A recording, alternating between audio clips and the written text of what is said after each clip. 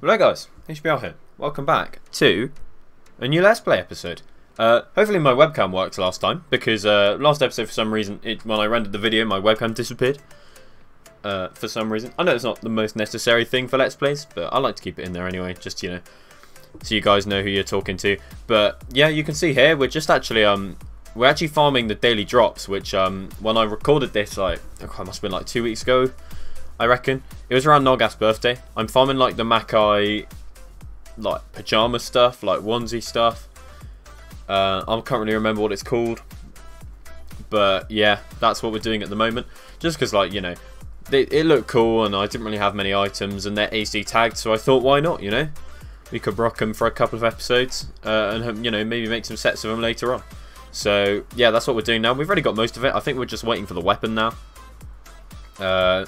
You know, which I think we get soon. We do get a couple of levels from this actually, which is nice. Yeah, there we go. We got the weapon there.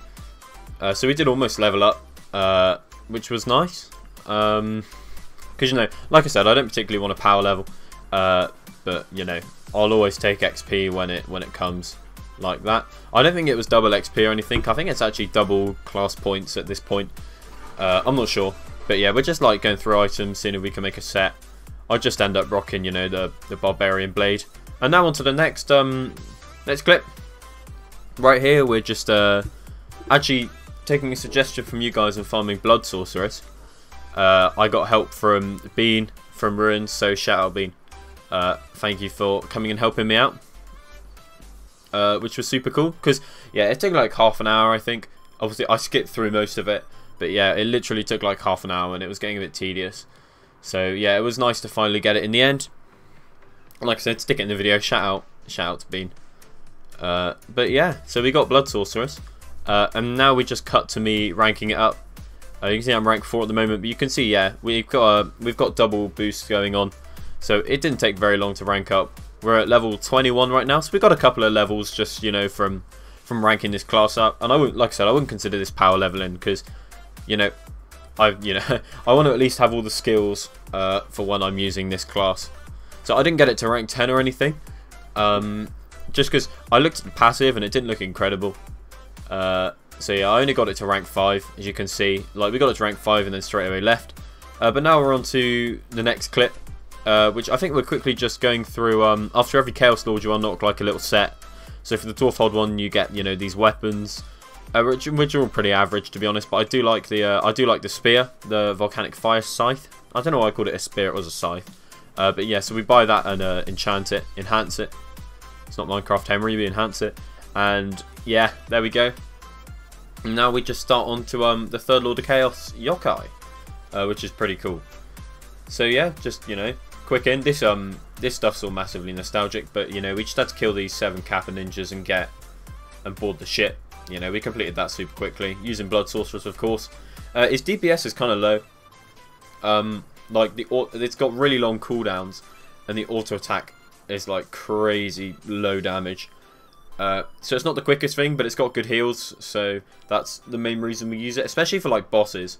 I've actually been using it for bosses, but I actually skipped through a bunch of stuff there. You probably saw a random jump, because I was killing all the Kappas in the first room, and then I read the quest and it actually said you had to kill them in the last room. Which is kind of weird, because, and they do that a lot in this, not a lot, but they do it a couple of times in this Yokai story, where you have to kill specific monsters in specific rooms in order to get quest drops, which is quite unique actually. I don't think they do that with like any other quests in this game. So like, you had to kill the Kappas in the back room rather than in like the first room, even though they were the same monster. So yeah, super weird. But anyway, we're into the cutscene here where we arrive at Akiba. I'm not sure, guys, but yeah, you know, we're about to start the Dragon Koi tournament. I do like this Chaos Lord a lot, to be honest. Back in the day, I know last episode I said Varth was my favourite. I think like Varth and Kitsune were like my top 2. I did really like this storyline a lot. I guess, I don't know, because like, I don't know loads. Obviously, I think it's based massively off Japanese culture, but like, I don't know loads about Japanese culture, but it was really cool. And obviously, this tournament bit's super fun as you fight through a bunch of like anime parodies. Obviously Pikachu and Naruto. I'm not sure about the next couple.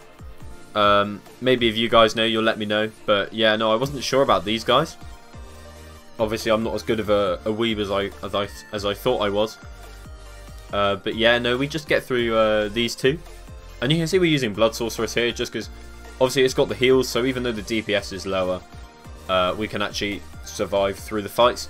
And now we're on to Ryoku, which is the obviously the Goku parody, which is quite cool. I've never watched Dragon Ball, and I don't think I ever will, but yeah. Now we defeat him. And now do you know what's weird? I've seen this cutscene about 20 times and I only just got it last year. Where the reason his Soul Nuke goes on for so long is because in Dragon Ball everything's so dragged out that they just spend the entire episode screaming. Like, I don't know how I didn't get that for the entire time. But yeah, that's pretty cool. And then we've got this Koi swimming to the top of the waterfall, which is pretty famous in Japanese culture, I guess. I don't know. I see it pop up in movies and stuff quite a lot. And actually in One Piece, if you guys are caught up, then I'm sure you know what I'm talking about. But yeah. Certain fish becoming a dragon when he reaches the top of a waterfall. I'm not spoiling anything there, but yeah. If you guys watch One Piece, you know what I'm on about. But anyway, sorry about that. Now we completed that area. So we go to Princess Miko here. And she just tells us essentially, I thought we were going to get a quest, but we didn't. She just tells us to go to Hachiko. Which is like the dog. This is in a... Do you know what's weird? Is that all of this was in like some Scooby-Doo film I watched. I think was set in like Japan. Like 10 years ago. Which was really cool because then all of it pops up in AQW as well. Which was really cool. But yeah, you can see here.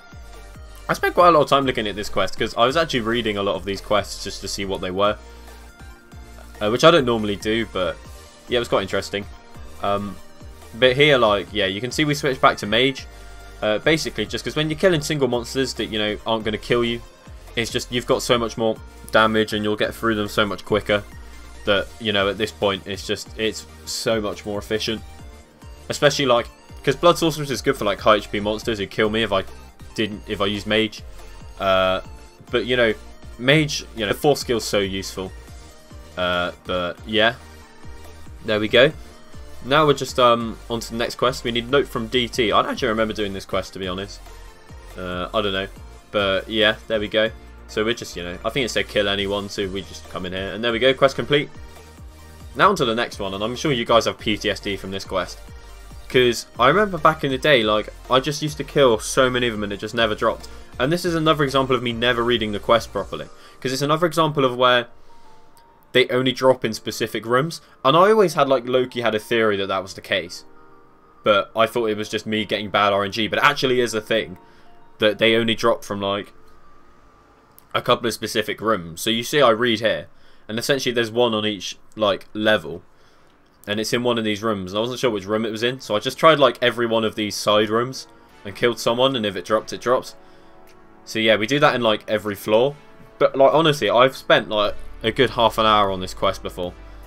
And if only I just read the damn description properly, then I would have saved myself so much time. So, yeah, this is super annoying. But it's much quicker now, luckily. But I still wasn't 100% sure, so I just killed a monster in every room, like I said. Which, you know, is absolutely fine. And then I think this is the final one here. Got absolutely no mana, but we do get through him eventually. And yeah, there's the quest complete. And now we run up here and kill the boss. It wouldn't let me up for some reason. Obviously, because I turned in the quest here rather than at the actual, like, place you're meant to turn them in. It wouldn't update the map. But yeah, all I had to do was leave the room and join back, and it let me go to the boss. Super easy to kill this boss, obviously, because people farm it from the Croc Sword of Doom. And yeah, no, there's the quest complete. So that's it for the footage for this episode, guys. I have more footage, and I know this one's a bit shorter than normal, but I wanted to see if I could fit all of Kitsune, like Chaos Lord Kitsune, into one episode. But honestly, it would have been way too long. It would have been like 20-25 minutes long. So I think we'll have to split this one into 2 episodes. A couple of the later Chaos Lords, I actually reckon I'm going to be able to fit into 1 episode.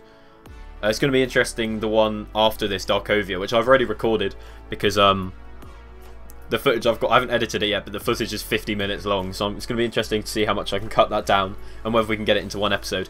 But yeah, that's it for this episode, guys. So thank you all very much for tuning in, as always, and yeah, I will see you all in the next episode.